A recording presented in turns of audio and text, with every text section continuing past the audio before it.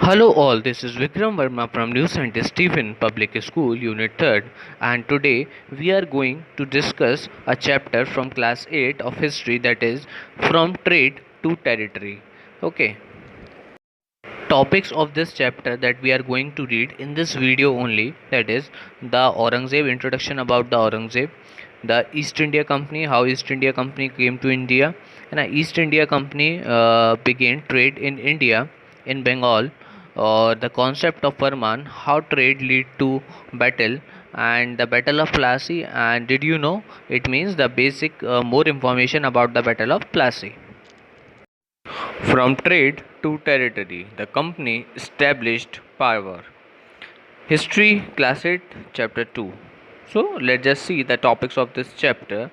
First one, let's just see the introduction of the characters. Do you recognize this picture on the screen? So, yes, he is Aurangzeb, the last Mughal emperor. Do you recognize this picture also? So, let me tell you who is this. He is Vasco da Gama, and he is a Portuguese explorer. He discovered the route to India from sea. So let's just read about the Aurangzeb. So Aurangzeb was the last of the Mughal ruler. Last of the Mughal ruler. He established control over a very large part of the territory that is now known as India. ठीक है, तो जो औरंगजेब थे वो आखिरी Mughal emperor में से एक माने जाते हैं. ठीक है, सो उन्होंने इस्टेब्लिश किया था इंडिया की टेरिटरी, यानी इंडिया की सीमा पर एक बहुत बड़ा हिस्सा उन्होंने इस्टेब्लिश किया था, है ना, जिसको अब हम इंडिया कहते हैं ना. बहुत बड़ा हिस्सा उन्होंने अपने अंडर लिया था, मतलब बहुत बड़े हिस्से को उन्होंने जीता था, उनका राज्य बहुत बड़ा था. ठीक है, after his death in 1707 many Mughal governor and big ज़मींदार begin asserting their territory and establishing regional kingdom. ठीक है ना, उनकी डेथ के बाद 1770 में, है ना, काफ़ी ज़्यादा मुग़ल गवर्नर और बड़े बड़े जो ज़मींदार थे ना, वो अपनी अथॉरिटी को रखने लगे, है ना, और वो अपना जो किंगडम था, मतलब कि जो किसके अधीन था, पहले औरंगज़ेब के अधीन था, तो अपने अपने एरिया में अपना अपना किंगडम, अपना अपना राज्य स्थापित वो लोग करने लगे. ठीक है, क्योंकि अब उनके पास एक कोई बड़ा शासक नहीं था, बड़ा राजा नहीं था, है ना, तो जिसके हिस्से में जो रीजन था, है ना, जिसके हिस्से में जो राज्य था वो राज्य उसने अपना ले लिया, वो जगह उसने अपनी ले ली. As powerful regional kingdoms emerge in various part of India, Delhi could no longer the function as an effective centre. ठीक है ना, क्योंकि आपको मैंने बताया कि इंडिया के जो अलग अलग वेरियस अलग अलग पार्ट थे, है ना, उसके अलग अलग जो किंगडम थे, है ना, अलग अलग जो राज थे, है ना, राज्य थे, तो सारे जो राज्य थे, बड़े बड़े पावरफुल जो राज्य थे, वो अब इंडिया में अलग अलग हो चुके थे. ठीक है, अब जो दिल्ली थी वो कोई कैपिटल नहीं थी, मतलब जिससे कोई सेंटर नहीं थी. अब जैसे कि औरंगज़ेब थे, तो है ना, तो इनका बहुत बड़ा शासन था, उनके उनके अंदर सारे छोटे मोटे राज्य आते थे, है ना, सबके गवर्नर, सबके ज़मींदार उनके अधीन हुआ करते थे, है ना. तो ऐसे में उन्होंने दिल्ली को एक सेंटर बना रखा था, है ना, जहाँ से वो सारा नेतृत्व किया करते थे. तो इस प्रकार से अब उनके जाने के बाद दिल्ली एक पावरफुल जो सेंटर था, है ना, उस पूरे राज्य का वो नहीं रहा, है ना. By the second half of the 18th century however a new power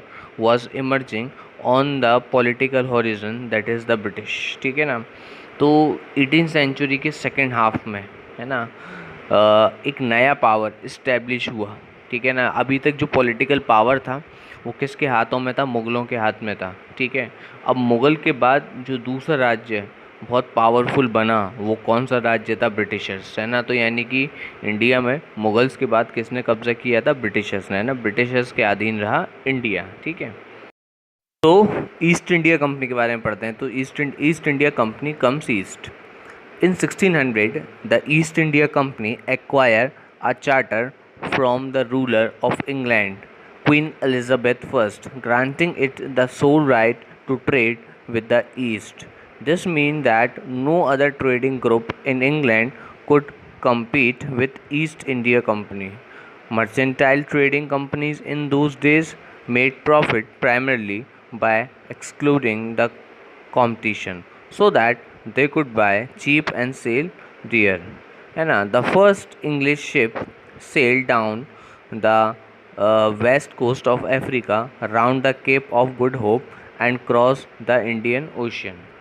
So 1600 में जो ईस्ट इंडिया कंपनी थी, है ना, उसके पास अधिकार थे, है ना, कहाँ मतलब कि एक चार्टर भेजा गया 1600 में, है ना, कहाँ से, इंग्लैंड से एक चार्टर भेजा गया, है ना, क्वीन एलिजाबेथ फर्स्ट ने भेजा, है ना, और उसके पास अधिकार थे, जैसा मैंने अभी आप लोगों को बताया ना, ट्रेडिंग करने के क्वीन एलिजाबेथ ने, है ना, पूरे ईस्टर्न साइड से, मतलब पूरे इंग्लैंड से जो अधिकार दिए थे ट्रेड यानी कि व्यापार करने के, है ना, वो किसको अधिकार दिए थे, ईस्ट इंडिया कंपनी को अधिकार दिए थे, है ना।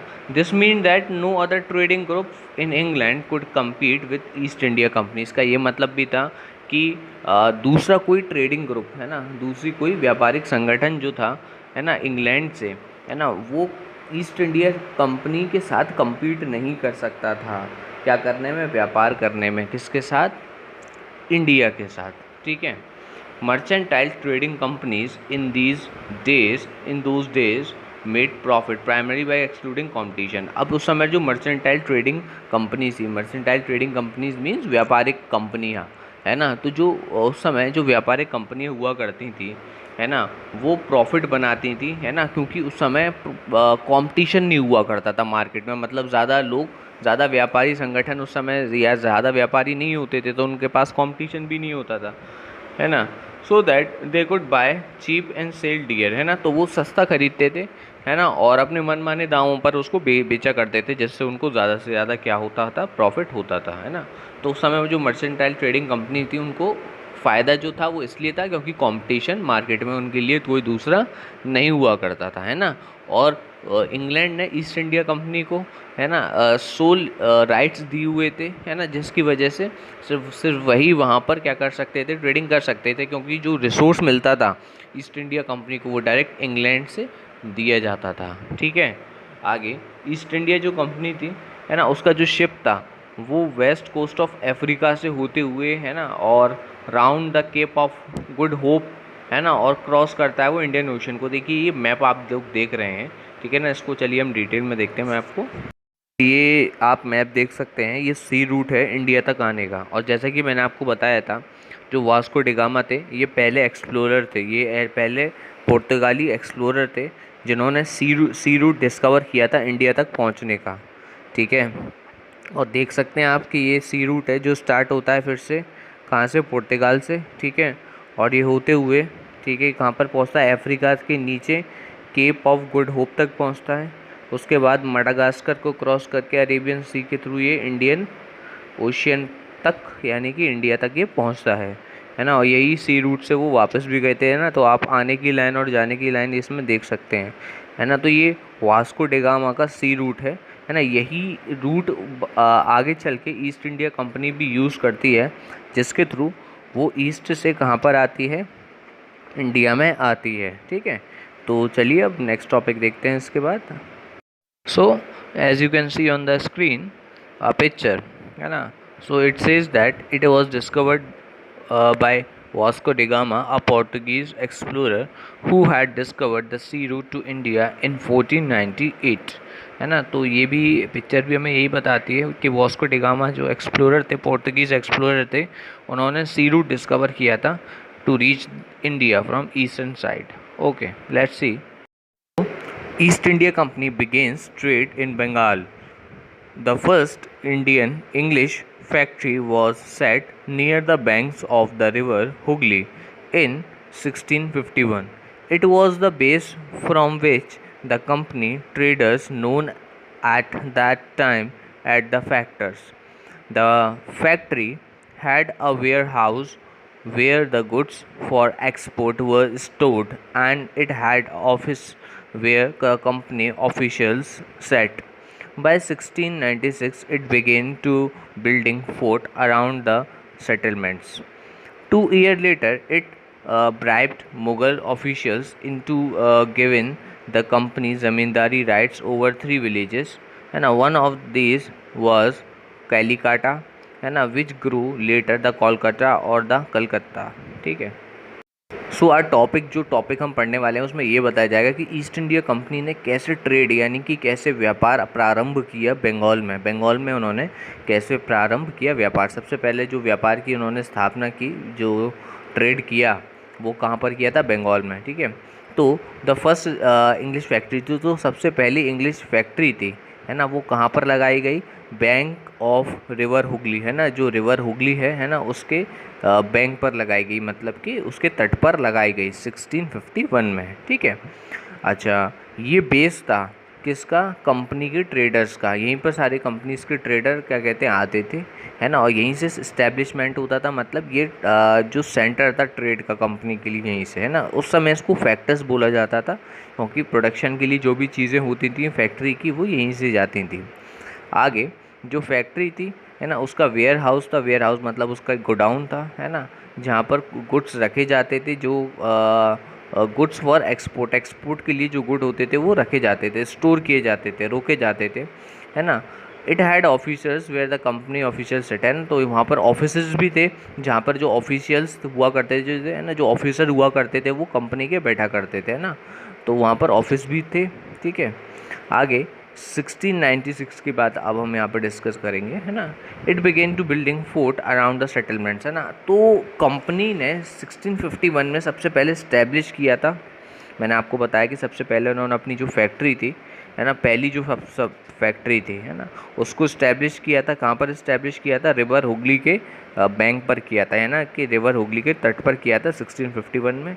उसके बाद उन्होंने अपनी जो फैक्ट्री थी, है ना, उसको बेस बनाया उन्होंने, है ना, वहीं से व्यापार का प्रारंभ उन्होंने शुरू किया, है ना। उसके बाद उन्होंने अपना वेयर हाउस यानी गोडाउन बनाया, है ना, जहाँ पर कंपनी के जो ऑफिसर्स हुआ करते थे वो बैठा करते थे, है ना। आगे चल के 1696 में उन्होंने फोर्ट्स बनाना शुरू किए, मतलब कि किले बनाना शुरू किए, और किले उन्होंने बनाए सेटलमेंट्स के आसपास। सेटलमेंट्स मतलब जहाँ पर लोगों की बस्ती यानी कि लोगों की आबादी हुआ करती थी, है ना, तो शहरों में उन्होंने क्या बनाना, उस समय शहर जैसा कॉन्सेप्ट ज़्यादा नहीं देखा जाता था, है ना, तो मतलब जहाँ ये हुआ करता था, जो चीज़ें ज़्यादा विकासशील हुआ करती थी, है ना, ज़्यादा बड़ी बड़ी हुआ करती थी, जहाँ पे ज़्यादा आबादी हुआ करती थी, ज़्यादा व्यापार के मौके हुआ करते थे, वही शहर थे, है ना। तो 1696 में, है ना, तो ब्रिटिशर्स ने फोर्ट बनाना स्टार्ट किए सेटलमेंट्स के आसपास, है ना, जहाँ पर लोग रहा करते थे उस जगह के आसपास। 2 ईयर लेटर, 2 साल के बाद उन्होंने मुगल्स जो थे उनके जो ऑफिसर्स हुआ करते थे उनको ब्राइब दिया। ब्राइब मतलब उनको रिश्वत दी, ताकि उनको 3 गांव के ज़मींदारी के अधिकार मिल जाएं, है ना, मतलब 3 गांव से वो ज़मींदारी का जो पैसा था ना वो कलेक्ट कर सके, है ना। तो उन्होंने वहाँ से ज़मींदारी के अधिकार लिए, है ना, घूस दे के यानी कि ब्राइवरी दे के। सो उन विलेजेस में से एक था कैलीकाटा, ठीक है, जो आगे चल के कलकत्ता कोलकाता बना। ठीक है। चलिए अब अगला टॉपिक हम अपना देखते हैं। इस तरीके से यहाँ पर जो ब्रिटिशर्स थे ना, उन्होंने अपने जो रिलेशंस थे वो मुगल्स के साथ बनाना स्टार्ट किए यहाँ पर। ठीक है। और कॉन्सेप्ट ऑफ फरमान आया यहाँ पर, कि कॉन्सेप्ट ऑफ फरमान क्या था बताता हूँ मैं आपको। East India company also persuaded the Mughal emperor Aurangzeb to issue a farman granting the company the right to trade, है ना। तो जो ईस्ट इंडिया कंपनी थी उसने मुगल एम्परर औरंगजेब से, है ना, इशू करवाया, ग्रांट करवाया, है ना, कंपनी को एक फरमान उन्होंने करवाया कि कंपनी के पास, है ना, एकमात्र अधिकार होगा ट्रेड करने का, यानी कि व्यापार करने का जो अधिकार है ना, वो उन्होंने उस चीज़ की परमिशन वहाँ से ले ली, है ना, और उसका फरमान उन्होंने निकलवाया। ठीक है। The farman granted the company the right to trade duty free, but the officials were asked to pay duty on the private trade. ठीक है ना। तो इस प्रकार से यहाँ पे जो फरमान था वो कंपनी को अधिकार देता था कि वो क्या कहते हैं व्यापार कर सकता है और उसको कोई ड्यूटी नहीं देनी। ड्यूटी का मतलब टैक्स नहीं देना है, टैक्स फ्री, है ना। लेकिन जो ऑफिसर्स थे, है ना, वो जब कुछ अपना पर्सनल व्यापार किया करते थे तो उनको उस पर ट्रेड ड्यूटी देनी होती थी। ड्यूटी का मतलब यहाँ पर टैक्स से है ना। और जो फरमान है वो यहाँ पर का मतलब होता है मैसेज, जैसे कि नोटिस जो आता है, जो मैसेज आता है ना सबके लिए। तो इस प्रकार से कॉन्सेप्ट ऑफ फरमान, फरमान का मतलब यहाँ पर क्या है, message for all the people. यहाँ पर जो मैसेज लोगों के लिए, मतलब कि जो राजा एक मैसेज निकालता है ना सबके लिए कि सबको पता चल जाए इससे, तो एक प्रकार से जो नोटिस होता है ना, तो ये नोटिस है ना, जो सबके लिए निकाला जाता था उस समय उसको हम फरमान कहते थे, है ना। और ये मुग़ल एम्परर ने निकाला था। और किसके लिए निकाला था? ईस्ट इंडिया कंपनी के लिए निकाला था, जिसमें क्या बताया गया था कि जो मुग़ल हैं, है ना, जो मुग़ल एम्परर थे, जो औरंगज़ेब है ना, उन्होंने परमिशन दी थी ईस्ट इंडिया कंपनी को व्यापार करने की, ठीक है। और उसमें ये भी बताया गया था कि जो ईस्ट इंडिया कंपनी वो व्यापार करेगी और उसको कोई टैक्स नहीं देना होगा, लेकिन अगर कोई ऑफिसर वहाँ पर प्राइवेट अपना व्यापार करता था तो उसको वहाँ पर उसको ट्रेड टैक्स देना होता था। ठीक है, तो ये था the concept of farman. How trade lead to battles, है ना, तो युद्ध कैसे शुरू हुए, ट्रेड से, व्यापार से युद्ध तक की शुरुआत कैसे हुई, है ना। तो इसमें हम नवाब ऑफ बंगाल के बारे में देखेंगे, है ना। The early 18th century the conflict between the company and the nawab of Bengal intensified, है ना। तो यहाँ पर क्या था कि जो कंपनी थी, है ना, ईस्ट इंडिया कंपनी के बारे में बात करें तो जो 18th सेंचुरी में ईस्ट इंडिया कंपनी थी और जो नवाब थे बंगाल के, इनके बीच में जो कन्फ्लिक्ट यानी कि जो झगड़े हुए, है ना, वो बहुत ज़्यादा बढ़ गए। After the death of the Aurangzeb, the Bengal Nawab asserted their power and autonomy as the regional power were doing that time, है ना। तो यानी कि जब औरंगज़ेब, मैंने बताया था कि औरंगज़ेब की जब डेथ हुई थी तो जो अलग अलग क्षेत्र के जो राजा थे, है ना, जो औरंगज़ेब के राज्य के अंदर हुआ करते थे, उन्होंने अपने सीमा पर अपना राज्य घोषित कर दिया, तो है ना, और अपनी पावर को वो यूज़ करने लगे, है ना, और वो वहाँ के खुद के राजा बन गए।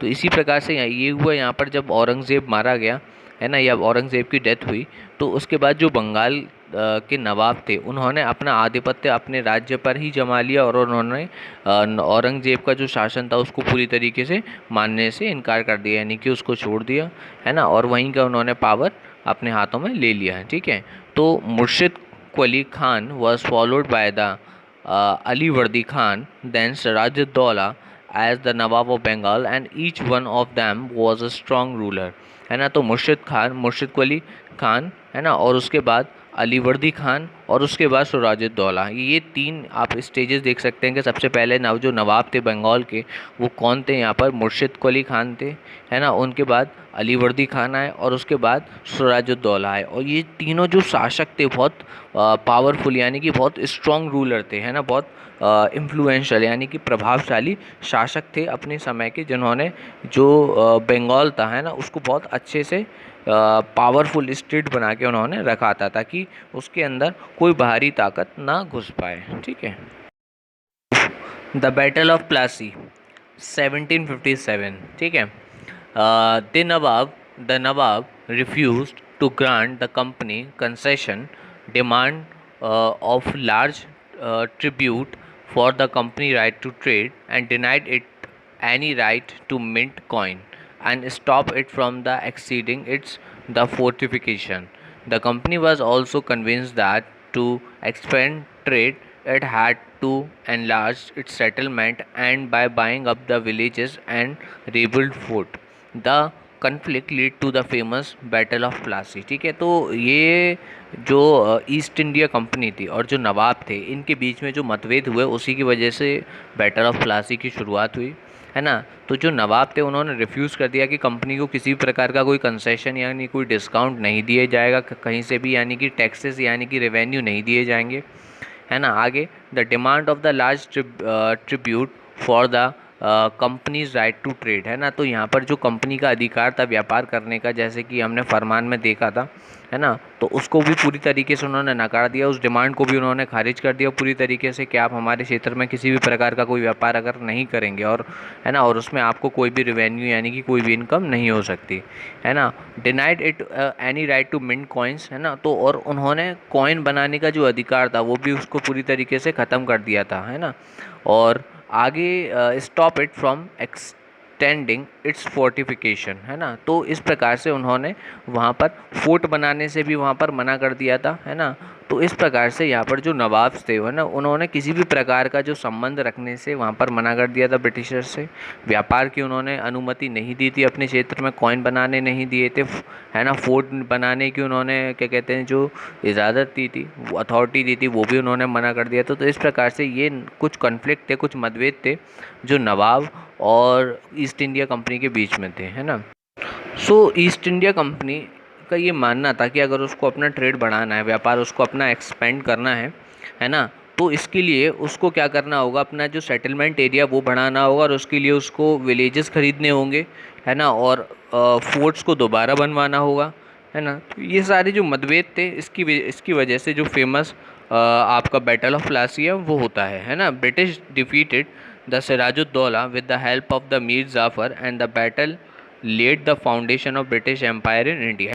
तो इन दिस वे जो ब्रिटिशर्स थे उसने सिराजुद्दौला जो कि नवाब थे है ना बंगाल के, उनको डिफीट किया यानी कि उनको हराया मीर जाफ़र की मदद से, है ना। और ये जो बैटल थी ये माना जाता है कि इसी की वजह से जो ब्रिटिशर्स थे उनका जो शासन था इंडिया में वो स्थापित हुआ, क्योंकि वो सबसे पहली जो बैटल थी बैटल ऑफ प्लासी उनको उन्होंने यहाँ पर जीता था, है ना, जो कि किसके विरुद्ध थी यहाँ पर, नवाब ऑफ बंगाल के यानी कि सिराजुद्दौला के। ठीक है, तो let just see some more detail of battle of Plassey, है ना। कुछ कारण और थे बैटल ऑफ प्लासी के, है ना। तो रीजंस हम देखते हैं कि why battle of Plassey fought between the Britishers and the nawab of Bengal, है ना। So after the death of the Alivardi Khan Sirajuddaulah become the nawab of Bengal, है ना। तो जो चेन थी, है ना, वो उसमें मुर्शीद कुली खान और उसके बाद अलीवर्दी खान और उसके बाद सिराजुद्दौला। तो अलीवर्दी खान की डेथ के बाद सिराजुद्दौला को जो तख्त था, जो एम्पायर था, है ना, बंगाल का, वो मिला, है ना। Company was worried about his power and keen on a puppet ruler who would willingly give trade concession and other privileges, है ना। कंपनी चिंतित थी उसकी पावर को लेके, है ना, और वो चाहती थी कि उनके हाथ में वो एक पपेट रूलर बन के रहे। पपेट रूलर मतलब जैसा वो कहें वो उनकी बात सुनता रहे, कठपुतली बनकर रहे, है ना। और वो अपनी इच्छा से ट्रेड कंसेशन देता रहे, किसको, कंपनी को, है ना। और बाकी के प्रिविलेजेस का मतलब होता है फ़ायदे, है ना। तो और बाकी के फ़ायदे भी कंपनी को वो देता रहे, है ना। तो ये बैटल ऑफ प्लासी से पहले जब मुर्शीद अली खान के बाद अलीवर्दी खान और अलीवर्दी खान के बाद जब सिराजुद्दौला तख्त पर आए, तो सिराजुद्दौला से कंपनी की जो एक्सपेक्टेशन थी वो यही थी कि सिराजुद्दौला की वजह से उनको फ़ायदा होना चाहिए व्यापार में। ठीक है, सो an infuriated Surajuddaulah asked the company to stop meddling in the political affair of his domination, stop fortification and pay the revenue. Infuriated means someone which is very angry. तो जो सिराजुद्दौला थे वो बहुत ज़्यादा उस समय इन्फ्यूरिएटेड हो चुके थे। किसके द्वारा, किसने किया था उन्हें इन्फ्यूरिएटेड, ब्रिटिशर्स ने किया था, है ना। और उन्होंने कंपनी से बोला, है ना, stop meddling into the political affair, है ना, ऑफ हिज डोमिनेशन। तो जो उनका राज्य था, है ना, उसके पॉलिटिकल्स अफेयर में उनको अपनी नाक नहीं डालनी चाहिए, है ना, मतलब कि उनको इंटरफेरेंस नहीं करना चाहिए, है ना। आगे, और उन्होंने फोर्टिफिकेशन यानी कि किलाबंदी करने के लिए मना किया, है ना। और उन्होंने कहा कि अगर आपको हमारे राज्य में व्यापार करना है तो आपको रेवेन्यू भी देना होगा, यानी कर भी देना होगा, टैक्स भी देना होगा, है ना। आफ्टर द नेगोशिएशन फेल्ड, तो इस प्रकार से जब उन दोनों के बीच में बातचीतें फेल हो गई, यानी कि नेगोशिएशन जो थे, आपसी जो बातचीत होती, युद्ध मतलब देखिए अगर दो लोग हैं, है ना, जैसे कि यहाँ पर वो सिराजुद्दौला थे, है ना, जो ब्रिटिश थे, तो उनके बीच में पहले नेगोशिएशंस होंगे। नेगोशिएशन मतलब जो बातचीत के द्वारा चीज़ों को सुलझाया जा सके, है ना। तो जो नेगोशिएशन थे वो फेल हो गए, है ना। उसके बाद नवाब ने 30,000 सोल्जर्स भेजे इंग्लिश फैक्ट्री पे, है ना, और कैप्चर द इंग्लिश ऑफिशियल्स, है ना। तो जो वहाँ के जो ब्रिटिशर्स जो ऑफिसर्स थे उनको कैप्चर कर लिया गया and looted the warehouse sorry. तो उन्होंने वहाँ पर लॉक्ड कर दिया वेयर हाउस को, लॉक का मतलब सील कर दिया वेयर हाउस को, है ना। ब्लॉक द ब्रिटिश शिप्स, है ना, ब्रिटिश शिप्स को भी उन्होंने पूरी तरीके से वहाँ पर ब्लॉक कर दिया। तो इस प्रकार से ये कुछ परिणाम थे, कुछ कॉन्सिक्वेंस, कुछ रीज़न थे, परिणाम नहीं कहूँगा मैं, परिणाम बाद में आएंगे बैटल ऑफ प्लासी के, है ना। तो ये कुछ रीजंस थे किसके, बैटल ऑफ प्लासी के, जिसकी वजह से जो कॉन्फ्लिक्ट अराइज हुए किसमें, सिराजुद्दौला में, है ना, और जो नवाब थे बंगाल के, है ना, और किसके बीच में, ब्रिटिशर्स के बीच में, है ना। तो ये रीजंस थे कुछ जो हमने पढ़े। And you have seen the picture, already seen the picture of battle of Plassey 1757। ठीक है, some more information about the battle of Plassey, let just see some more information. The British army was worsted, outnumbered and consisting of 800 Europeans and 2,200 Indians. The Nawab had an army of about 50,000। तो यहाँ पर देखिए कि बिल्कुल out number है, मतलब कि कोई काउंटिंग ही नहीं है यहाँ पर। देखिए कितने कम ब्रिटिशर्स की आर्मी है ना, ब्रिटिशर्स में मतलब 800 से यूरोपियन सोल्जर्स हैं, है ना, और 2200 सिर्फ इंडियन सोल्जर्स थे, और जो नवाब थे उनकी आर्मी देखिए आप 50,000 सोल्जर्स की थी, ठीक है। The British general Robert Clive bribe the nawab's uncle and the chief of army Mir Jafar, है ना, who control the artillery and much of the army, है ना। तो जो ब्रिटिशर्स के जनरल थे जिनका नाम था रॉबर्ट क्लाइव, है ना, तो जो रॉबर्ट क्लाइव थे, है ना, वो बहुत बुद्धिमानी क्या कहते हैं जनरल थे वहाँ पर, है ना, जो कि पूरा कंट्रोल कर रहे थे ब्रिटिश आर्मी को, है ना। तो उन्होंने ब्राइव दिया था किसको, नवाब अंकल, है, नवाब के जो अंकल थे और जो चीफ थे आर्मी के जिनका नाम था मीर जाफ़र, है ना, तो मीर जाफ़र को उन्होंने ब्राइब। सो इसका परिणाम ये हुआ कि जो सिराजुद्दौला थे, है ना, उनको उनके बेस्ट ट्रुप ने डेजर्टेड, मतलब अकेले छोड़ दिया, है ना। उनकी आर्मी की जो बेस्ट ट्रुप था, है ना, उन्होंने उसे अकेला छोड़ दिया, जो, और इसका फ़ायदा ब्रिटिशर्स ने उठाया था, ब्रिटिशर्स ने ईजीली हरा दिया, है ना। And those who remain loyal, है ना। आगे the battle of Plassey took place on June 23, 1757। तो जो बैटल ऑफ प्लासी हुई थी वो 23 जून 1757 एंड 23 जून 1757 में हुई थी, है ना। जो बैटल ऑफ प्लासी थी ये कंसीडर की जाती है कि इंडिया में जो ब्रिटिशर का रूल की स्थापना थी वो बैटल ऑफ प्लासी की वजह से ही हुई थी, ठीक है। Do you know about the Battle of Plassey was the most decisive war and marked the initiative of British rule in India for the next 2 century, है ना। अगली 2 शताब्दी यानी कि अगले पूरे 200 साल तक, है ना, इंडिया में जो ब्रिटिशर का सिक्का था उसको जमाने वाली बैटल ऑफ प्लासी ही थी, है ना। बैटल ऑफ प्लासी, इसको प्लाशी भी कहा जाता है, जो कि ब्रिटिशर यानी ईस्ट इंडिया कंपनी और नवाब ऑफ बंगाल के बीच में हुई थी, है ना, एंड इज फ्रांस एलाइज। आगे जो बैटल थी वो 23 जून को हुई थी 1757 में at Plassey of Murshidabad district, है ना, on the bank of the Bhagirathi river, Murshidabad, है ना, सिराजुद्दौला। आगे the army commander Mir Jafar of Sirajuddaula side betray in the Battle of Plassey, and thereby the whole force of Nawab collapsed. As a consequence, the entire provinces of Bengal come under the British. The Battle of Plassey also named as the Battle of Plassey, ठीक है। तो ये कुछ information थी किसके बारे में, battle of Plassey के बारे में। जैसे कि बताया मैंने आपको 23 जून 1757, 23 जून 1757 में ये हुई थी, प्लासी में हुई थी, जो कि मुर्शिदाबाद डिस्ट्रिक्ट में आता है, जो कि भागीरथी रिवर के किनारे है ना। आगे जो आर्मी कमांडर थे मीर जाफ़र, है ना, सिराजुद्दौला साइड से थे, उन्होंने बिट्रे किया था यानी कि धोखा किया था बैटल ऑफ प्लासी में, है ना, जिसकी वजह से जो नवाब की जो पूरा फोर्स था, इतनी बड़ी जो उनकी 50,000 सोल्जर्स की जो पूरी आर्मी थी वो पूरी तरीके से कोलैप्स हो गई, है ना। और उसका परिणाम ये हुआ कि जो पूरा राज्य था, जो पूरा प्रोविंस था बंगाल का, है ना, वो किसके अंडर आ गया, ब्रिटिशर्स के अंडर आ गया, है ना। बैटल ऑफ प्लासी को बैटल ऑफ प्लासी भी कहा जाता है क्योंकि प्लासी नाम की जगह पर ये हुई थी, ठीक है। ये कुछ टॉपिक थे जो कि हमने अभी इस वीडियो में कवर किए ना। आगे चल के हम इस वीडियो में कुछ टॉपिक और भी कवर करेंगे, और स्टूडेंट बने रहिए, बहुत इंटरेस्टिंग होने वाला है। अभी आपने द स्टोरी ऑफ बिट्रे यानी कि बैटल ऑफ प्लासी के बारे में सुना, जैसे कि इसमें मीर जाफ़र ने कैसे बिट्रे किया यहाँ पर, है ना, सिराजुद्दौला को। अदरवाइज़ आप सोचिए कि 50,000 सोल्जर, और कहाँ जो ब्रिटिशर्स थे उनके 5,000 सोल्जर्स भी नहीं थे, तो ये पूरा नहीं हो पाता, है ना। रॉबर्ट क्लाइव की जो अक्लमंदी थी या हम चालाकी कहें, जिसकी वजह से बैटल ऑफ प्लासी किसने जीता यहाँ पर, ब्रिटिशर्स ने, ठीक है।